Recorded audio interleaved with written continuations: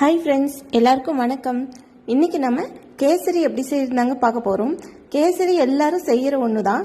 ஆனால் இன்றைக்கி நம்ம செய்ய போகிற கேசரியோட ஸ்பெஷல் கல்யாண ஸ்டைல் கேசரி மாதிரி செய்ய போகிறோம். ரொம்பவும் டேஸ்டியாக, வாயில் வச்சாலே அப்படியே கரைஞ்சி போகிற மாதிரி செய்ய போகிறோங்க. பர்ஃபெக்டாக இருக்கும் இந்த கேசரி. நீங்கள் இனி கேசரி செய்யணுன்னா கண்டிப்பாக இந்த மாதிரி செய்வீங்க. இந்த வீடியோவை பாருங்கள். இப்போ நம்ம கேசரி செய்யறதுக்காக தேவையான பொருள் எடுத்து வச்சுருக்கோம். 1 கப் ரவையில் நான் இன்றைக்கி கேசரி செய்ய போகிறேன். 4 பேர் சாப்பிட்ற அளவுக்கு வரும். 1 கப் ரவையில் செஞ்சால் 4 கப் கேசரி வரும். 1 கப் ரவைக்கு 2 கப் தண்ணி எடுத்திருக்கோம். 2 கப் கரெக்டாக இருக்கும். நீங்கள் லிக்விடாக வேணால் 3 கப் எடுத்துருக்கலாம்.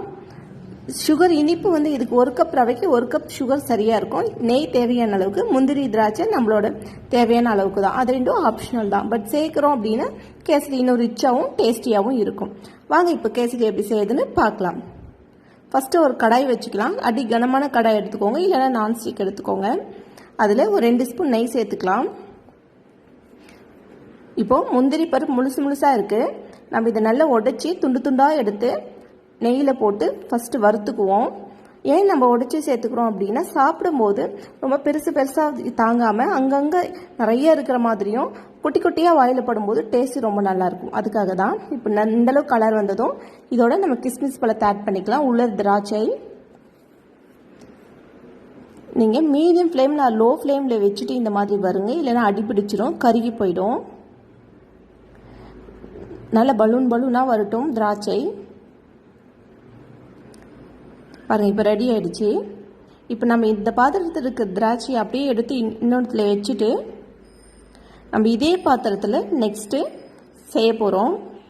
இப்போது இதே பாத்திரத்தில் 1 ஸ்பூன் நெய் சேர்த்துக்கலாம். நெய் சூடாகட்டும்.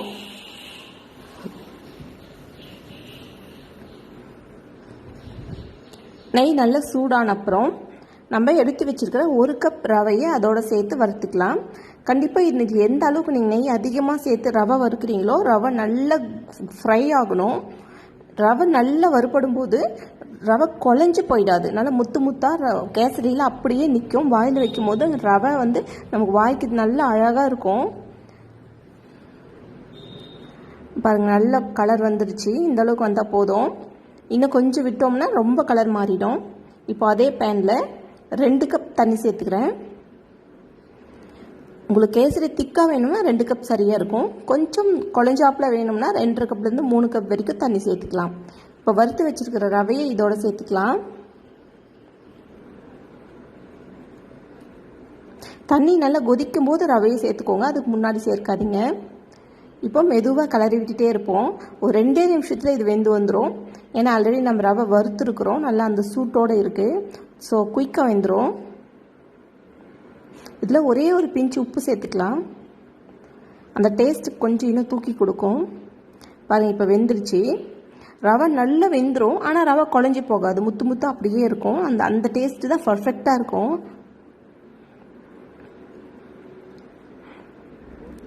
இப்போ ஆல்மோஸ்ட் ரெடி. இப்போ நம்ம இதில் 1 கப் சர்க்கரை சேர்த்துக்கலாம். நான் இனிப்பு கரெக்டான அளவில் இருக்கும் 1 கப் சர்க்கரை சேர்த்துக்கிறேன். ஒரே டைமில் சேர்க்காம பாதியாக நீங்கள் சேர்த்து மிக்ஸ் பண்ணிக்கோங்க. உங்களுக்கு இனிப்பு குறைவாக வேணும்னா 3/4 கப் சேர்த்துக்கோங்க. நல்ல ரிச்சாக இனிப்பு வேணும் அப்படின்னா 2 கப் வரைக்கும் நீங்கள் சேர்க்கலாம். 1 கப் ரவைக்கு 3/4 கப்லேருந்து 2 கப் வரைக்கும் சுகர் சேர்க்கலாம். அது நம்மளோட டேஸ்ட்டை பொறுத்து. நல்லா வெந்து வந்துட்டுருக்கு. இப்போ நல்லா சுருண்டு வர வரைக்கும் கலந்து விட்டுக்கலாம். இப்போ கலருக்காக நான் ஒரே ஒரு பிஞ்ச் கேசரி பொடி எடுத்து, கலர் பொடி ஃபுட் கலர் இது ஆப்ஷனல் தான். கண்டிப்பாக உங்களுக்கு தேவையில்லைன்னா நீங்கள் சேர்க்க தேவையில்லை. இதில் கொஞ்சம் தண்ணி சேர்த்து மிக்ஸ் பண்ணி அதோடு சேர்த்துப்போம். தண்ணி சேர்த்து மிக்ஸ் பண்ணி சேர்க்கும்போது சட்டுன்னு எல்லாம் கலந்து வந்துடும். அதுக்காக தான்.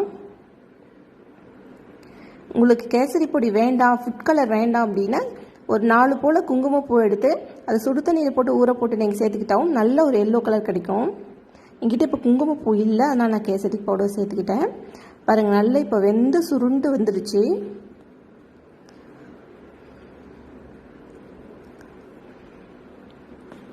நம்மளோட கேசரி சூப்பராக ரெடியாகி வந்துடுச்சு.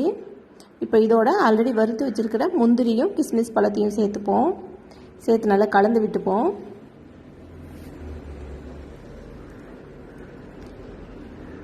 இப்போ நம்ம ஃபைனலாக பண்ண போகிற இந்த ஃபினிஷிங் தாங்க ரொம்ப முக்கியம். இப்போ நம்ம அடுப்பை அணைச்சிடுவோம். அடுப்பை அணைச்சிட்டு 2 ஸ்பூன் நெய் இதோடு நான் சேர்த்துக்கிறேன். 2 ஸ்பூன்லேருந்து 4 ஸ்பூன் அளவுக்கு நீங்கள் நெய் சேர்த்துக்கோங்க. ஃபைனலாக அடுப்பு அணைச்சிட்டு அந்த சூட்டோடு நம்ம நெய் சேர்த்து நல்லா மிக்ஸ் பண்ணி இறக்கிடணும். சூட்டில் ஃபயர் இருக்கும் போதும் நீங்கள் நெய் சேர்க்காதீங்க.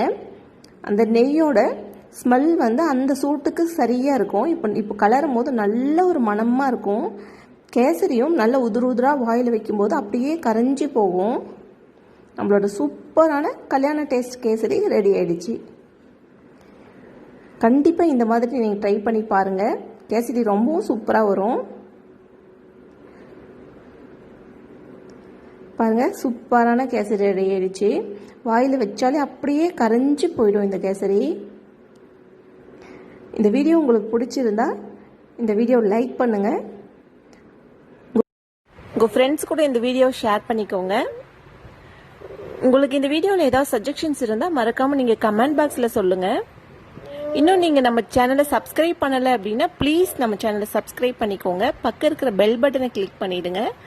அப்போ தான் இனிமேல் நான் போடுற வீடியோஸ் உங்களுக்கு நோட்டிஃபிகேஷனாக வரும்.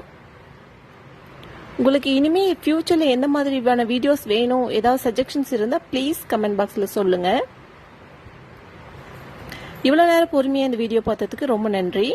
நீங்கள் இந்த மாதிரி கேசரி பண்ணி வச்சிட்டீங்க அப்படின்னா இது சில்லுன்னு நீங்கள் சர்வ் பண்ணலாம், சூடாகவும் சர்வ் பண்ணலாம். 2 நாள் வரைக்கும் கெட்டு போகாமல் இருக்கும்.